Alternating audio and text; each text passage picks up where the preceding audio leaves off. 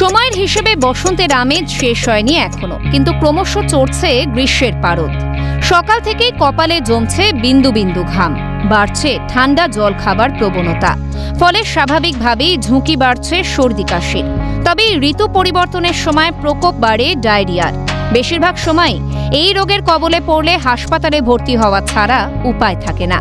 সাধারণত পরিপাকতন্ত্রে virus, bacteria বা পরজীবীর সংক্রমণের ফলে ডায়রিয়া হয়। এই রোগ কিন্তু একজন থেকে অন্যদের মাঝেও ছড়িয়ে যেতে পারে।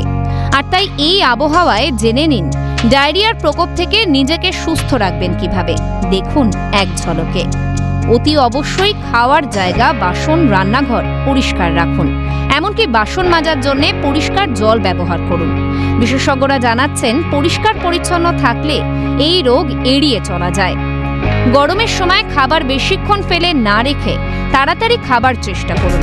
ঠান্ডা হয়ে যাওয়া খাবার না খেলে ভালো, কারণ তাতে বেশ কিছু ক্ষতিকর ব্যাকটেরিয়া বাসা বাঁধে, যা থেকে ডায়রিয়ার মতো সমস্যা হতে পারে।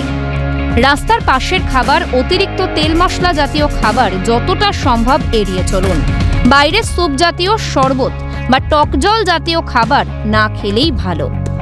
শৌচাগার ব্যবহার করার পরে এবং খাওয়ার আগে হাত সাবান দিয়ে ধোয়ার অভ্যেস করুন। যে কোনো জায়গা থেকে জল খাবেন না। প্রয়োজনে বোতলবন্দি বা ফোটানো জল খান। তবে অবশ্যই বেশি করে জল, পানীয় ও তরল খাবার খেতে হবে, যাতে শরীরে জল শূন্যতা দেখা না দেয়। তবে ডায়রিয়া হলে যেসব খাবার থেকে দূরে থাকবেন সেগুলি হলো দুধ বা দুগ্ধজাত খাবার, চিনি বা মিষ্টি জাতীয় খাবার, ফলের জুস, কাঁচা পেঁয়াজ, ফুলকপি, বাঁধাকপি, আঙুর, খেজুর, বাদাম, চা এবং কফি।